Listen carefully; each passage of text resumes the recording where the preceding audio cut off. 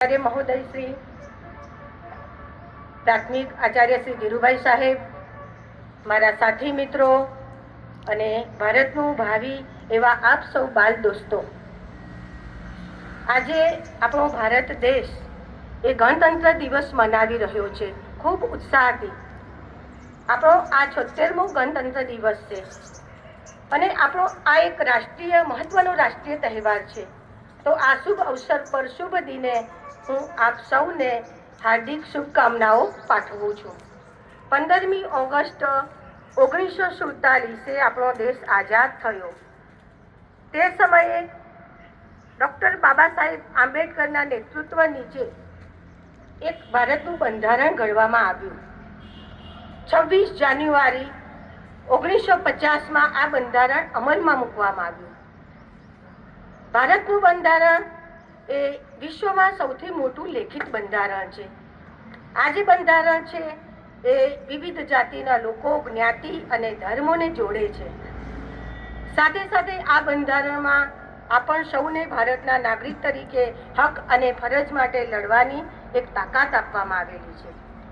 आजे આપણે એ શહીદોને યાદ કરીએ કે જેઓને કારણે આપણને આઝાદી મળી છે।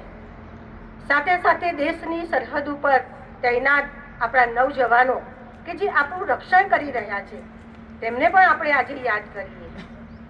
વર્તમાન સમયમાં જોઈએ તો ભારતનું સ્થાન એ ખૂબ જ ઉપર આવેલું છે, અગ્રેસર થયું છે।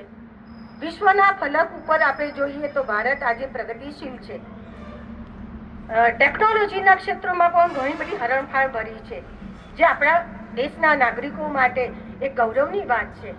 પણ સાથે સાથે એ પણ એક સમસ્યા છે કે આટલા વર્ષો પછી પણ ભારત દેશ એ કેટલીક સમસ્યાઓમાંથી મુક્ત થઈ શક્યો નથી, જેવી કે આતંકવાદ, ભ્રષ્ટાચાર, બેરોજગારી, અપરાધ, ગરીબી। તો આવો આપણા બધાનું કર્તવ્ય છે કે આ બધી સમસ્યાઓમાંથી મુક્ત કરવા આપણે દેશના નાગરિક તરીકે આપણે પ્રયત્ન કરીએ। આજે આપણે ભારતના સર્વાંગી વિકાસ માટે નેક બનીએ, એક બનીએ। સાથે સાથે આપણે પર્યાવરણનું જતન કરીએ, પર્યાવરણને શુદ્ધ રાખવાનો પ્રયત્ન કરીએ, દેશને લાંછન ન લાગે એવું એક પણ કામ ન કરીએ।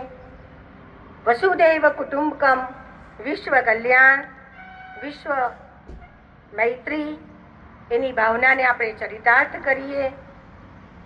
दे सलामी इस तिरंगे को, दे सलामी इस तिरंगे को जिससे हमारी शान है। सर हमेशा ऊंचा रखना इसका, जब तक आप में जान है। धन्यवाद। जय हिंद, जय भारत।